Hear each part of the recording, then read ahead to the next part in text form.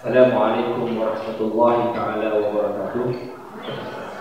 Allah. Ya. Jadi mungkin sebagai satu gambaran apa yang diperjuangkan oleh Al-Baghdadi di Malaysia. Minta maaf kenapa bila berada di luar sahaja bumi Malaysia itu kita tidak panggil Al-Baghdadi. Jadi kita sebut program ini adalah program Neuronadi.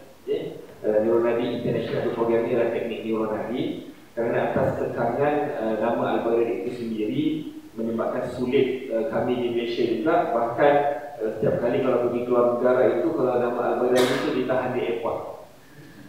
Kerana tidak tahu bagaimana orang kadang-kadang media antarabangsa ini yang dipengaruhi oleh orang yang musuh-musuh kita. Dia selalunya menggambarkan bahawa agama Islam itu sesuatu yang berkaitan dengan teroris, berkaitan dengan satu benda yang negatif. Jadi bila Al-Baghdadi itu, kita saja kalau kita belajar kita belajar di bumi Baghdad. Ya, saya kalau balik di bumi Baghdad saya panggil Azli Al-Baghdadi, betul? Kalau apa ni Ustaz Masuki, itu Ustaz Masuki ya? Muzakir, Ustaz Muzakir kembali daripada Baghdad, boleh saja gunakan Ustaz Muzakir Al-Baghdadi. Tidak ada halangan. Dan benda itu telah berlaku bertahun dulu. Tetapi oleh kerana Al-Baghdadi itu dikaitkan dengan pengasas IS ataupun ISIS, maka dimomokkan di seluruh dunia dan di kacamata masyarakat dunia bahawa Al-Baghdadi itu suatu benda yang berkaitan dengan keganasan. Jadi oleh kerana itu, bila kita menggunakan Al-Baghdadi sebagai satu metode di pendidikan Al-Quran di Malaysia, jadi dikaitkan juga dengan unsur-unsur negatif. Jadi oleh kerana itu, kita korbankan Al-Baghdadi masih lagi digunakan di Malaysia, tapi tidak digunakan di luar daripada Malaysia. Kerana kita merasakan bahawa bukan nama itu penting, tetapi oleh kerana kalau nama itu menjejaskan, menjadikan kita terhalang, maka kita korbankan sendiri. Kerana akhirnya yang paling penting ialah kalau kita ada sesuatu yang bagus hari ini boleh dikongsikan dengan masyarakat Islam seluruh Malaysia, itu adalah jauh lebih penting.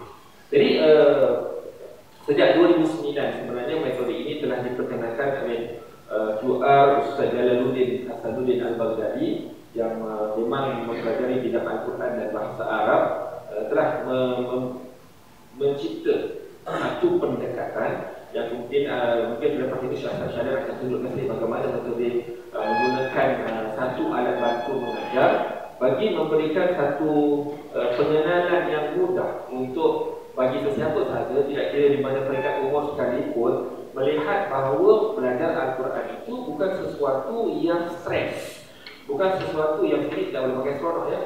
Kalau di sana ya sesuatu pembelajaran yang menyeronokkan, tapi yang ini mungkin ditukar menyenangkan. Kerana orang Jakarta bilang yang kata seronok, senang, seronok itu tidak bagus di sini, betul?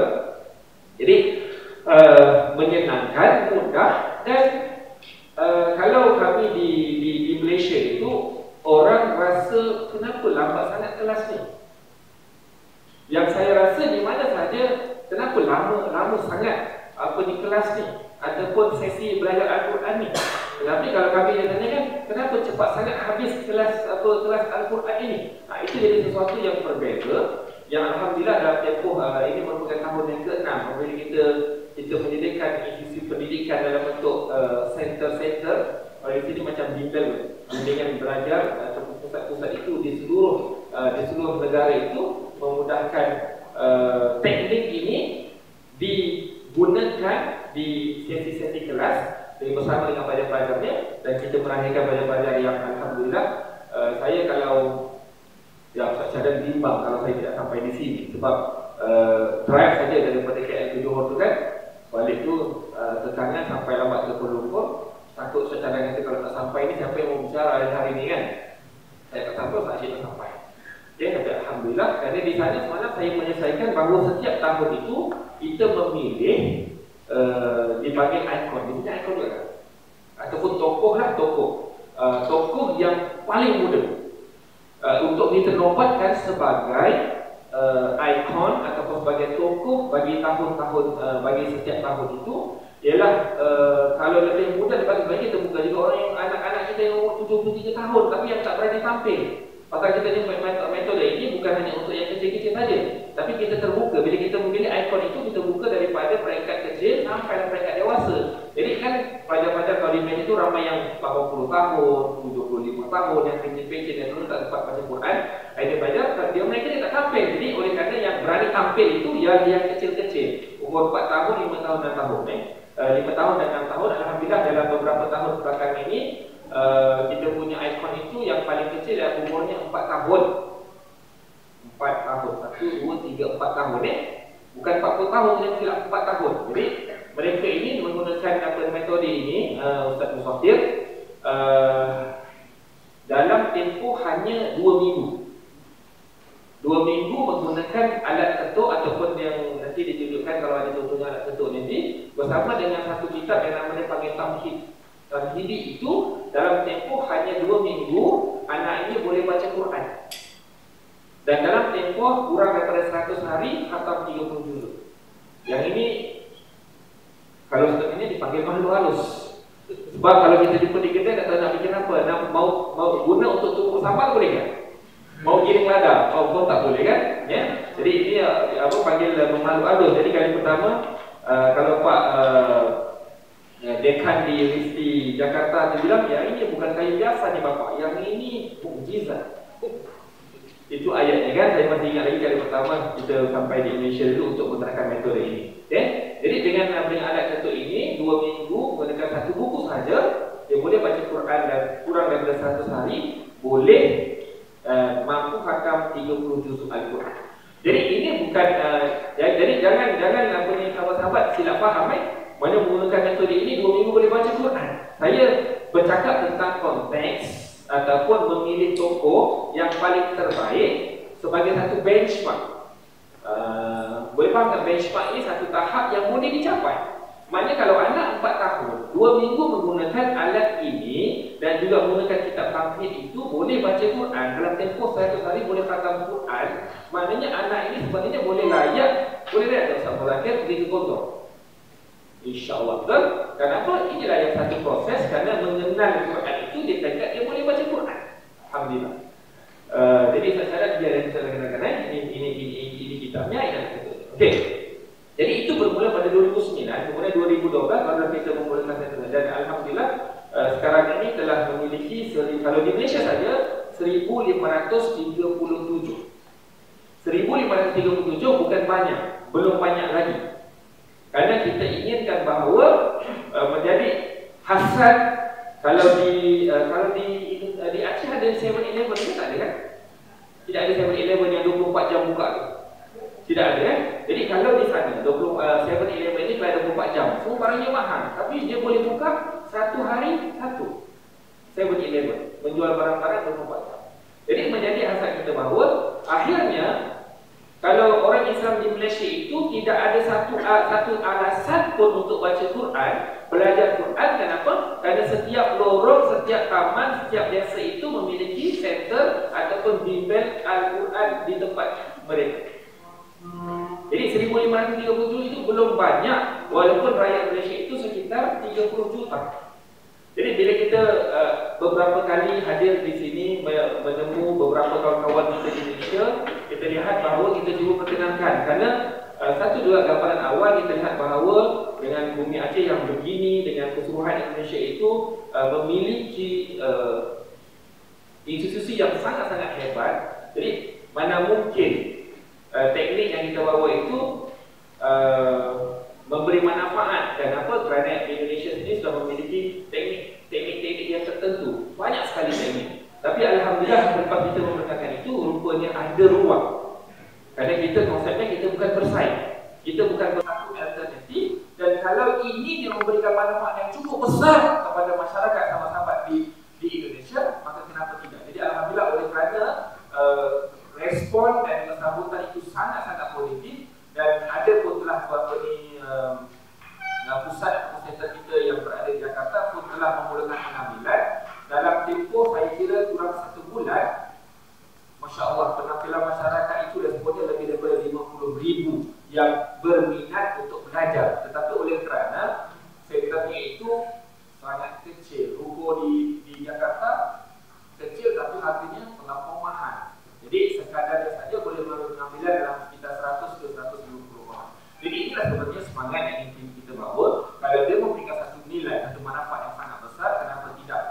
dikembangkan di sini. Jadi itulah tujuan kami datang.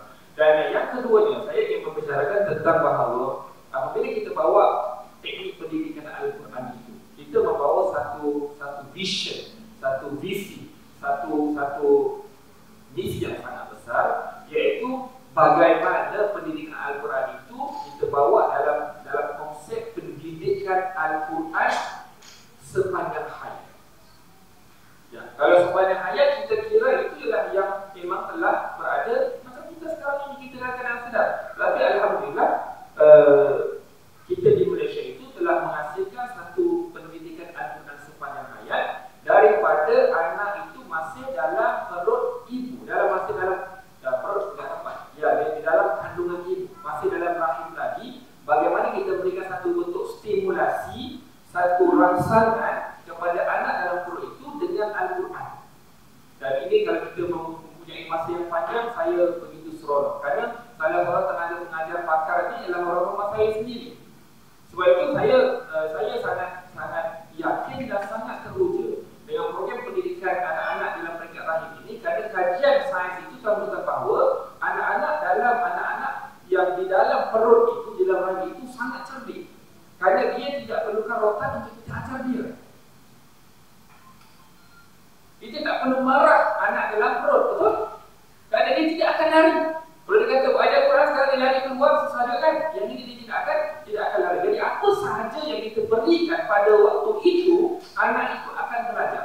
Apa sahaja yang didengar oleh ibu yang hamil, anak itu akan dengar. Jadi kalau ibu hamil itu rajin dengan Al-Quran, baca Al-Quran, dan cuma kita susun bagaimana secara sistematik susunan program itu, maka anak itu akan mendapatkan satu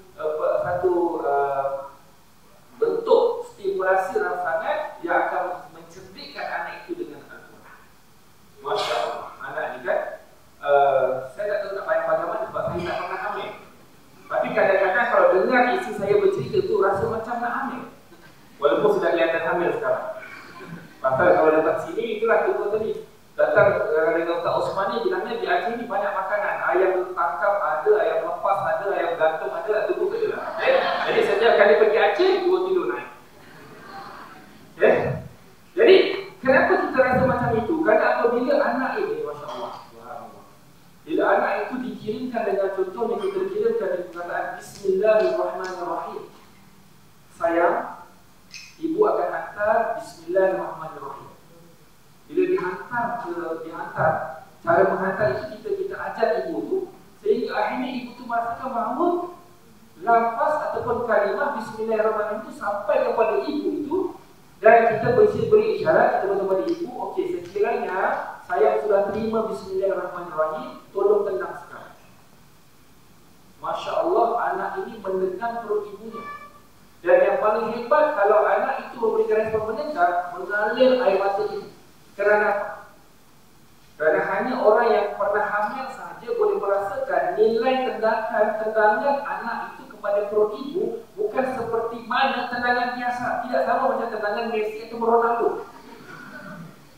Itu sudah pasti. Dia kata tendangan itu tidak boleh dibayangkan. Itu sebab saya rasa hamil. Sebab merasa sedih bagaimana tendangan anak yang menyebut kalimah Bismillahirrahmanirrahim sampai akhir hayat Allah itu dalam surah Al-Fatihah. Masya Allah. Ini harus dirasai oleh ibu-ibu di sini. Sebab sebagai masalah di sini ialah ibu-ibu. Kerana itulah bahawa ibu-ibu itu harus diangkat setinggi mungkin martabat dengan apa? Kerana ibu-ibu lah yang akan mencetuskan, menghasilkan, melahirkan anak-anak yang memiliki jiwa Al-Quran daripada awal. Tapi kalau saya di sini semua orang baik-baik ya. Tetapi bagaimana kita nak bercakap tentang melahirkan satu generasi kalau di Malaysia itu minatnya ialah Hindustan. Dilwalid apa lagunya? Apa lagu Dilwalid? Macam Jahanam Jahanam tu Jahanam. Terus. Jadi yang ini tanpa disedari. Kalau kita nak salahkan ibu kerana mereka tidak memahami. Jadi oleh kerana ibu-ibu yang tidak bekerja, apa yang mereka bikin di rumah? Melihat TV, melihat cerita-cerita yang begitu, yang begini. Jadi bila anak itu bermasalah nanti, kita kata bagaimana anak-anak yang mendapat satu rangsangan yang kita tidak ajar. Itulah sebenarnya kerana saintis telah membuktikan bahawa anak dalam perut itu tidak perlu belajar menggunakan penglihatan dan pendengaran. sahaja yang dialami oleh ibu itu, itulah yang dialami oleh anak secara 100% bermula bulan 4 dalam kandungan sehinggalah dia lahir. Inilah benda yang kita bawa yang saya rasa kita kena bersungguh-sungguh dan kita boleh mulakan. Jadi ada ibu-ibu yang kalau boleh berkahwin sekarang.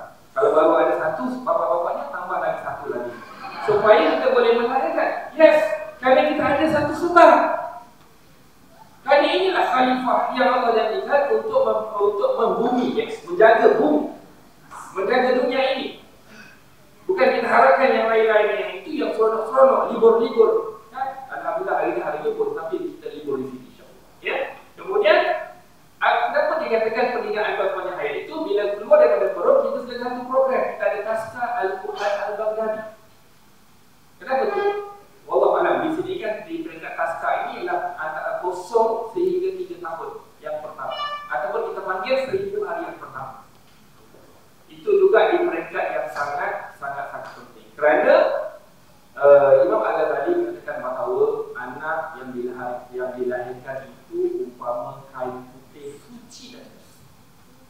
Siapa yang mencorakkannya ialah orang dewasa, ibu dan ayah, orang yang dewasa yang berada di sekelilingnya. Sebab itu, apabila saya kaitkan dengan saintis daripada Jepun, ini kalau ceramah ini Ustaz Asyik tak sempat bercakap.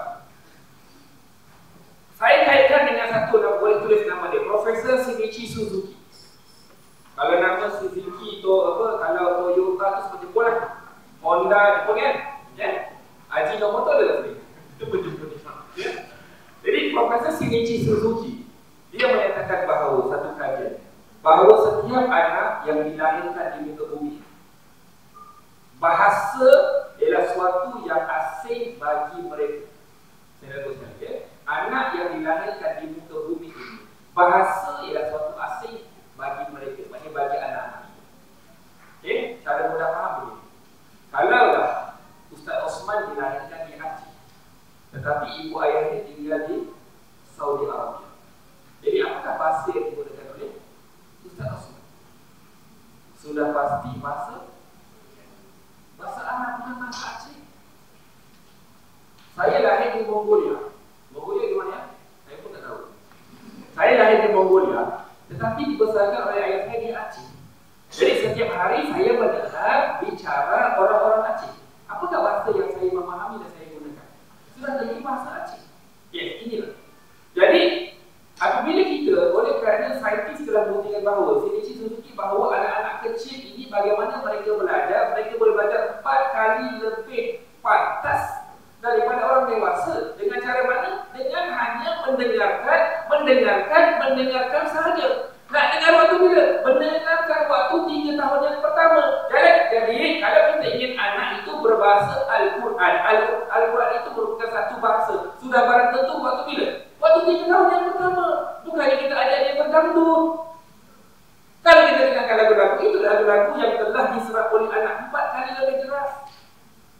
Jadi ini satu benda yang bicaranya boleh panjang.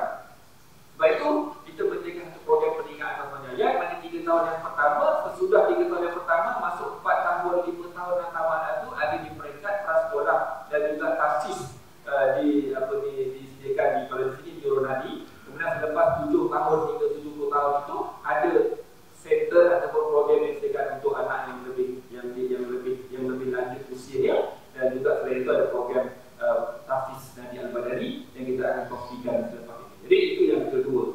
Yang ketiga tidak cakap tentang apabila kita mengatur satu program. Okay.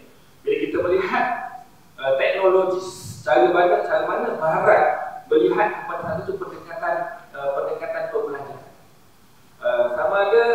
Sama-sama pernah dengar tentang satu program Anastasia. Andalusia mungkin pernah dengar, iaitu anak darah lewat usia.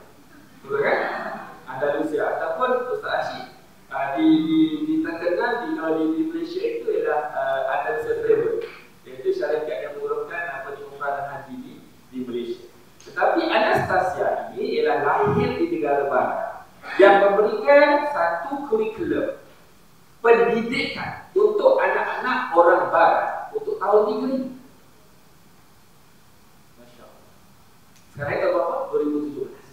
Mereka telah memiliki satu kurikulum metode pendidikan untuk tahun 7000 sama-sama. Ya Allah, jadi bagaimana kita kalau orang Islam, kita harus rasa macam mana? Kita harus rasa, bukan rasa kerdil untuk kita menyepi, tidak. Kita harus memiliki satu jiwa yang jauh lebih besar supaya kita boleh menyaingi, menyamai, bahkan lebih daripada orang-orang barat yang memiliki satu keupayaan, satu pendekatan, satu kaedah, satu teknologi dan melihat kepada jauh di masa hadapan. Kita baru bicara, ya ini kenapa boleh baca Quran, malas ke tidak? Kita jangan kata dia malas, dia boleh baca Quran, kita boleh baca Quran. Kalau kita mengajak mereka bersama-sama kita, dan kita harus bersedia bahawa apa yang Sayyidina Umar radhiyallahu anhu sebut bahawa zaman kita harus memiliki satu pendekatan, satu kaedah, satu pembelajaran. Kenapa? Kerana zaman yang kita hidup, zaman yang akan datang, didiklah anak-anakmu supaya mereka boleh hidup dalam satu zaman yang jauh berbeza daripada zaman kita sekarang. Kita dulu mana ada handphone 30 tahun, sekarang ni semua pakai handphone. Sekarang ni orang lebih rela memandang handphone daripada memandang suami dan isteri sendiri tau. Sebelum tidur handphone dulu, kalau baca Quran alhamdulillah. Bangun tidur handphone dulu. Jadi kalau bangun tidur tu malas-malas, ya ambil handphone, insya-Allah matanya cerdas. Betul tak? Kalau betul, yang senyum tu memang setujulah. Dan alhamdulillah saya rasa ada di YouTube ataupun di mana-mana luar. Sehingga hari ini ramai yang oleh kerana saya sekarang ini menerajui untuk kerajaan antarabangsa, ramai sangat sebenarnya yang ingin memulakan dan mereka dapat pengetahuan teknik ini daripada YouTube ataupun daripada radio streaming radio streaming di Malaysia itu. Bila mereka kita ada radio Islam di Malaysia itu, mereka streaming itu, dan di situ mereka mengenal teknik Al-Badawi, dan daripada Amerika Syarikat, dari Finland, daripada United Kingdom, dan cuma pada peringkat tahun ini alhamdulillah kita telah mulakan di Singapura. Sudah ada 21 center di Singapura. Di New Zealand kita dah ada 5 center di New Zealand. Dan mudahlah saya dah tua satu New Zealand itu, bukan jauh sangat, kita boleh pergi daripada sini pun tak ada masalah, dalam 10-11 jam saja. Tetapi Masya Allah, penerimaan mereka senang je begini. Okay? Oleh kerana keinginan masyarakat, keinginan orang untuk masuk ataupun kembali kepada fitrah, untuk kembali Islam itu sangat-sangat tinggi. Saya tak tahu, tapi saya yakin sangat-sangat bahawa bilangan manusia yang revert to Muslim ataupun masuk semula ke dalam agama kita, kembali kepada agama fitrah ini, paling ramai di mana? Di negara barat. Itu realiti. Di Rusia, ya Allah, berbondong orang masuk ke. Dan itu berlaku di New Zealand. Kalau 2 tahun dulu mungkin ada sekitar 60,000, sekarang ini dah ada 120,000 seluruh New Zealand yang kembali kepada agama fitrah. Dan yang paling satu yang saya ingin kongsikan, apabila kita memberikan satu pendedahan tentang program pembelajaran Al-Quran itu secara tersusun, mereka kita inilah doa dari hadiah daripada langit, doa yang mereka impikan sangat-sangat. Kenapa? Kerana kecenderungan itu sudah ada, tetapi tekniknya tidak ada. Saya pergi ke madrasah, saya pergi pada masjid, institusi orang yang atas kapasiti sendiri membangunkan institusi pendidikan agama di New Zealand. Kecenderungan untuk orang secara sukarelawan untuk mengajar itu ada, tetapi kalau itu dibawakan datang daripada Mesir, itu ialah kaedah Mesir. Dan datang daripada Mesir itu, kalau ada 4 orang, ada 4 kaedah yang berbeza. Dan mereka itulah secara sukarelawan. Dan datang daripada Pakistan, kaedah Pakistan, daripada Fiji, kaedah Fiji. Maka apabila akhirnya anak muridnya yang sama, tapi gurunya tukar-tukar. Siapa yang pening? Mereka tidak yang pening ialah anak muridnya. Sebab apa? Sebab yang ini ustaznya kata begini, yang ustaz nanti lepas 2 minggu, ustaz yang lain nak mengajar. Okay, jadi apabila kita bawa satu pendekatan yang sistematik, maka itulah benda yang mereka harapkan. Alhamdulillah mula telah berkembang. Dan di Brunei Darussalam, dan insya-Allah doakan tengah berurusan untuk saya pergi ke Perth, ialah bumi yang pertama di Australia yang kita akan mulakan program ini di Australia. Sebelum selepas raya ini saya akan ke Mesir untuk memulakan program hafazan Neuronadi ini di bumi Mesir, melibatkan 10,000 orang di Mesir. Doakan insya-Allah. Saya rasa sekadar itu sahaja. Mudah-mudahan usaha yang sedikit ini Allah berkati. dengan atas rasa keikhlasan kesusahan hati kita untuk bersama memperjuangkan pendidikan Al-Quran, dan dengan harapan juga yang paling yang sangat besar supaya akhirnya tidak ada orang Islam yang tidak boleh baca Quran, okay? Dan apabila kita nak bercakap dalam konteks ini, haruslah memiliki suatu niat, satu hasad, satu azam itu harus kita mendirikan Ustaz bimbingan Al-Quran ini secara profesional, guru-gurunya terlatih, dan mudah-mudahan dengan kehadiran saya ini memberikan satu nilai yang sangat besar. Wallahu a'lam. Assalamualaikum warahmatullahi wabarakatuh.